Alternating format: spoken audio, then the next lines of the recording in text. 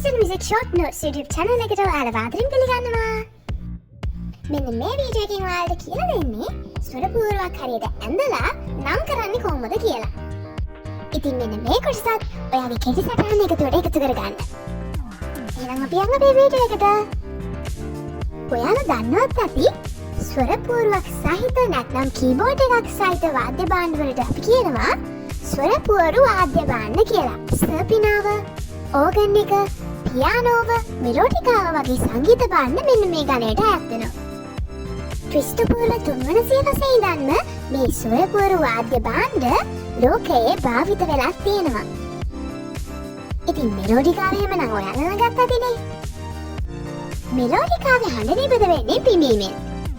පිඹීමෙන් හඬ නිපද වෙන නිසා සමහරු මේක සුෂිර වාද්‍ය භාණ්ඩයක් විදිහටත් හඳුන්වනවා. සුෂිර වාද්‍ය භාණ්ඩ කියන්නේ සුළඟින් හඬ නිපද වෙන වාද්‍ය භාණ්ඩවලට. හරි, එහෙනම් අපි බලමු දැන් කොහොමද හරියට ස්වර පුවරුවක් ඇඳලා නම් කරන්න කියලා. මුලින්ම මෙන්න මේ පෙන්නන විදියට හරි සමානව ඉරි කෑලි 8ක් හරහට ගහගන්න ඕනේ. ඊට පස්සේ මෙන්න මේ පෙන්නන විදියට යතුරු පුවරුවේ කළු යතුරු ටික එකතු කරගන්න ඕනේ. කළු යතුරු ටික කළු වර්ණයෙන් අඳුරු කරනවා නම් වඩාත් හොඳයි. ඊට පස්සේ මෙන්න මේ විදියට සම්පූර්ණ කරගත්ත අපේ ස්වර පුවරුව අපි නම් කරන්න ඕනේ. දැන් අපි බලමු කොහොමද හරියට ඒක නම් කරන්න කියලා.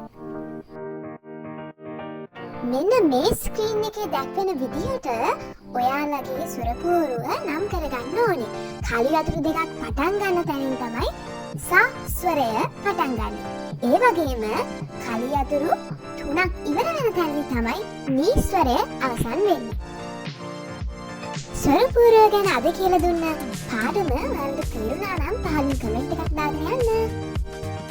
මම හිතනවා ඔයාලා මේ හැම දෙයක්ම ඔයාලගේ කෙටි සටහනේ ලියාගෙන ඇති කියලා. එහෙනම් අදට ඉවරයි. ඊයෙන් නම් අලුත් වීඩියෝ එකකින් හම්බ වෙමු. බයි.